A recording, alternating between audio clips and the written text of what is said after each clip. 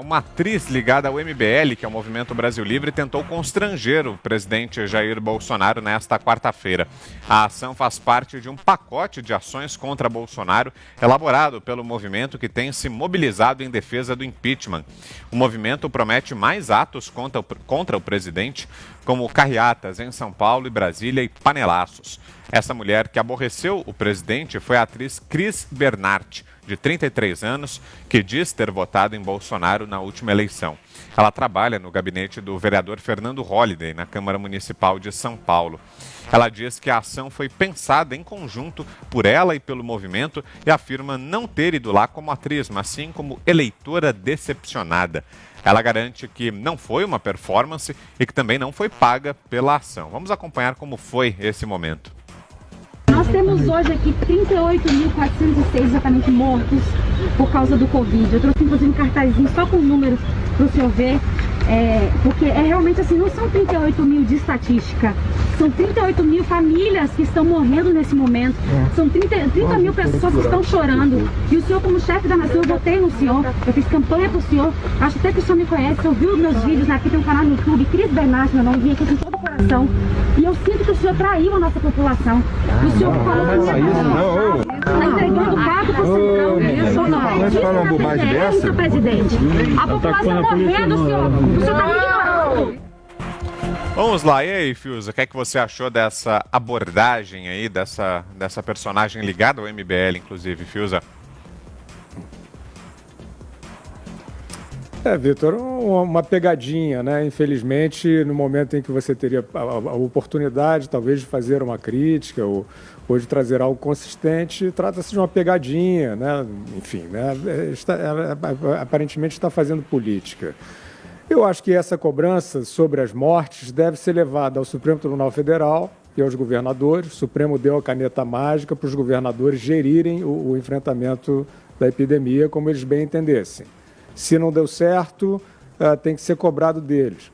Organização Mundial da Saúde, que é a mãe do lockdown, né? Ela definiu como diretriz inicial o fica em casa, né? Boa parte das mortes hoje a gente sabe que vem das pessoas que se contaminaram em casa, e não só de Covid, como de outras causas, né? E eu acho que essa premissa de circular com responsabilidade, não sei se foi exatamente isso que o presidente Bolsonaro pretendeu no início. Acho que o presidente teve algumas ações rompantes, que talvez não tenham traduzido exatamente o que ele pensava, mas a diretriz tinha sido dada no início da pandemia pelo Dr. Drauzio Varella, né? O Dr. Drauzio Varella disse no início da epidemia que era importante que não se detivesse toda a circulação, né? Que as pessoas circulassem, que os vulneráveis se protegessem, né? Era isso. Depois, é claro, todos ficaram, inclusive o próprio Drauzio, todos ficaram conhecendo um pouco mais os dados, mas não adianta você chegar nesse momento agora e perguntar lá para o presidente por que tem 38 mil mortos. O presidente não tem essa resposta. Diga, Zé Maria. Olha, eu vou ser coerente aqui com a avaliação que eu sempre faço do tipo de comunicação adotada pelo presidente Jair Bolsonaro desde o início do governo. Ele criou uma coisa nova, uma comunicação direta, através da internet, com as lives, com as nossas transmissões aqui, inclusive, com as falas espontâneas, com a presença. Não se importa de gravar onde ele fala, encontro com o povo, ele gosta, diz que é preciso tomar um banho de povo, e principalmente o portão principal do Palácio da Alvorada. O Palácio da Alvorada é residência oficial. Ele sai do Palácio da Alvorada, vai para o Palácio do Planalto, onde ele despacha. Na chegada e na saída ele para e fala com o povo. E ali se transformou num novo ponto turístico de Brasília. Pessoas vêm de longe exatamente para saudar o presidente e fazer também as suas reclamações. Acabou se transformando num tipo de muro de lamentações aqui. E aí veio exatamente essa atriz e trouxe ao presidente um recado, né? Um recado que não lhe é próprio, não foi ele o responsável pela morte. Dava a entender que seria isso, não é exatamente isso. E o governo federal está agindo, na medida do possível.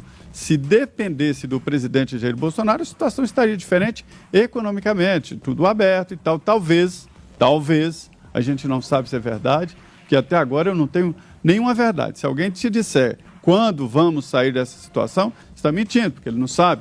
Se alguém te disser o que será da economia depois disso, está mentindo, ninguém sabe. E quantos morrerão e quantos morreriam com ou sem a quarentena, também está mentindo, porque ninguém saberia. Então essa que é a realidade. Não dá para cobrar do presidente Jair Bolsonaro, e sim dos governadores e dos municípios que estabeleceram esta quarentena geral que agora está sendo aberta. Mas voltando aqui ao tipo de comunicação direta, quem faz esse tipo de comunicação está exposto a esse tipo de pergunta, esse tipo de intervenção. E o presidente sabe disso, já conta com isso e tira de letra. Você, Augusto.